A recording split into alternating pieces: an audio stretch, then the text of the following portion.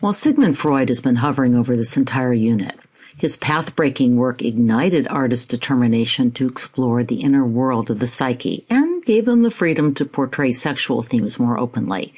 Giorgio de Chirico is really a precursor of Surrealism. The first Surrealist manifesto would not appear until 1924. Chirico's style is referred to as metaphysical painting, a search for hidden realities, usually in his hometown of Ferrara, Italy.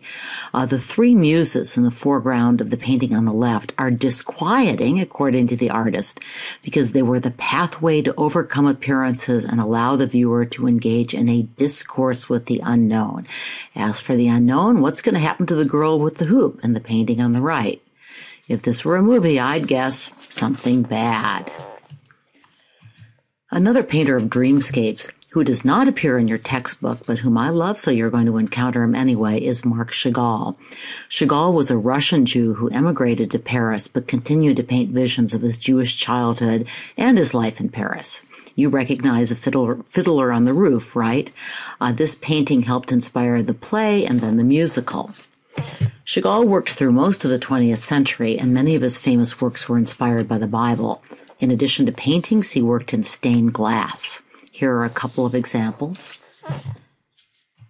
And here is the design for one of the stained glass windows he produced for a hospital in Jerusalem. The theme was the 12 tribes of Israel. I think this is particularly cool, so I've included the passage of the Bible that he's illustrating. It's from Genesis. Oops, it looks like it got cut off. Sorry.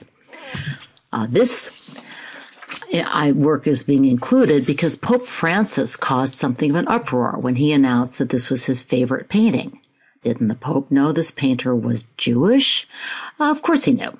And he found it entirely appropriate that Chagall had portrayed Christ as a Jew being persecuted by communists and Nazis. I think this is a wonderful painting and further evidence that the Catholic Church now has a very interesting Pope. I'm posting an article about this painting and the Pope on Moodle if anyone's interested. It's from First Things, which is a journal of religion and public life. But enough indulgence. Back to the works that your textbook and probably the College Board as well think you need to know. Max Ernst was one of the artists who moved from Dada to Surrealism. So let's return to the Art of the Western World video at this point for an introduction to Surrealism. You should know the two paths to Surrealist art represented here and the frottage method used by Max Ernst. So here's a work by Miro that employed automatism as well as more traditional painting. Miro began this painting by making a collage with assembled fragments cut from a catalog and then added dramatic accents. You can see how there's kind of a natural segue from Dada into Surrealism. Here's another earlier Miro painting. This one isn't in your book, but it's an abstract depiction of the landscape of Miro's homeland, Catalonia, which is part of Spain. Don't be misled by the name, by the way. Miro was a male painter. This is probably the most famous Surrealist painting. Here's Sister Wendy's take on this painting and on Surrealism. Note that she also includes works by Chagall, and the clip includes a brief discussion of Mondrian. The caption, translated from the French, "This is not a pipe," is pretty clearly a commentary on efforts to read or misread abstract art. This is another work that could be, I think, either surreal or Dada. This surrealist object was inspired by a conversation between Oppenheim and artist Pablo Picasso and Dora Maar at a Paris cafe. Admiring Oppenheim's fur-covered bracelet, Picasso remarked that one could cover anything with fur, to which she replied, "Yes, even this cup and saucer." And soon after, when she was asked by André Breton, Surrealism's leader, to participate in the first Surrealist exhibition, Oppenheim bought a teacup, saucer, and spoon in a department store and covered them with the fur of a Chinese gazelle.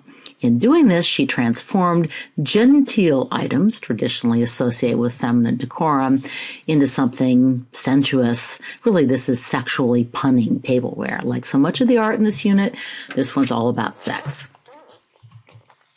Sister Wendy may think Salvador Dali produced a horrible painting, but she really likes Swiss painter Paul Klee. Let's hear why, and use this video to segue into our final topic for this chapter, political responses to depression and war. But first, here's the painting that Sister Wendy liked so much. We'll return to the rise of Nazism in World War II in a moment, but let's take a quick detour back to America. During the Depression, the government sponsored art as part of its relief program. One of these artists was photographer Dorothea Lange, whose photographs of rural depressions really transfixed Americans and created new support for government welfare programs. Here's another example of her photography. This picture painting, you can tell by the date, is post-Depression, but still it captures the bleak mood of an era that was wrecked first by economic and then by global catastrophe. You've all seen this painting, right? Another major American artistic movement between the wars was regionalism, which focused on rural life and returned to a more realistic style. Here's another example, which hangs in the Missouri State House, and it's a depiction of life in Missouri. Note that both of these regionalist paintings, this and American Gothic, show the strength of rural people and the difficulty of their lives. These paintings are not merely sentimental.